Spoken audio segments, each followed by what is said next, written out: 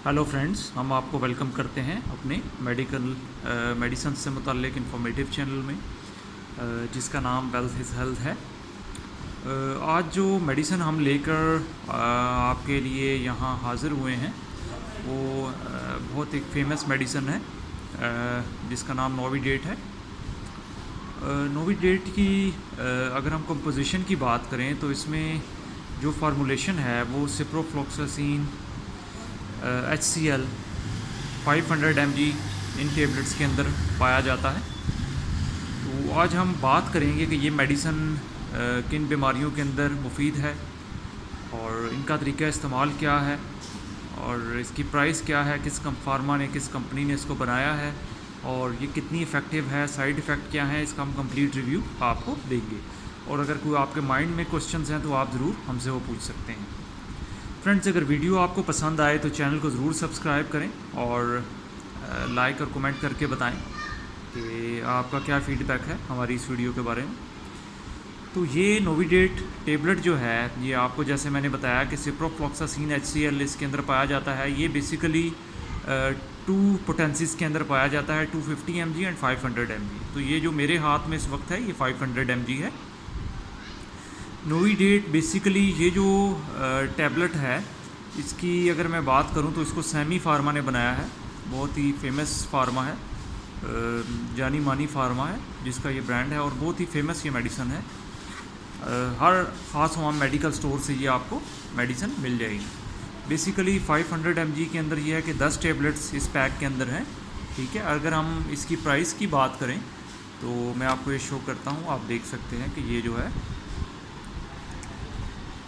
325 रुपये की ये लगभग 10 गोलियाँ इस डिब्बी के अंदर पाई जाती हैं। तो दोस्तों, ये जो है सिप्रोफ्लॉक्सासिन बेसिकली ये एंटीबायोटिक मेडिसन है। एंटीबायोटिक बेसिकली जो अद्वियात हैं वो जो हमारे बॉडी के अंदर जो इन्फेक्शंस जर्म्स की वजह से होते हैं उनको किल करने के अंदर एंटीबायोटिक मेडिकेशन इस्तेमाल की जाती है।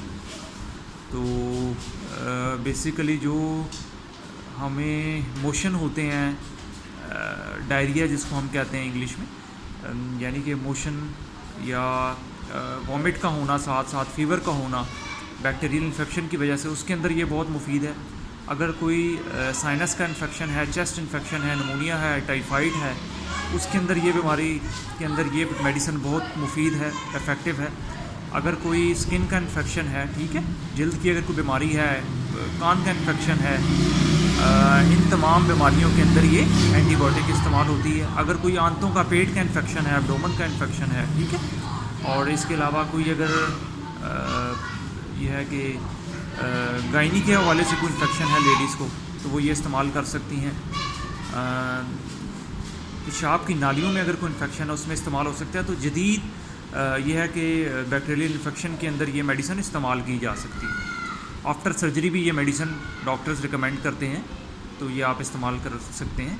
बच्चों के लिए सिरप फॉर्म के अंदर ये है कि अवेलेबल है ये फार्मूलेशन में, तो बच्चों के अंदर वो इस्तेमाल की जाती है। 250 mg भी बच्चों के लिए इस्तेमाल होती है और बड़ों के लिए 500 mg इस्तेमाल होती है।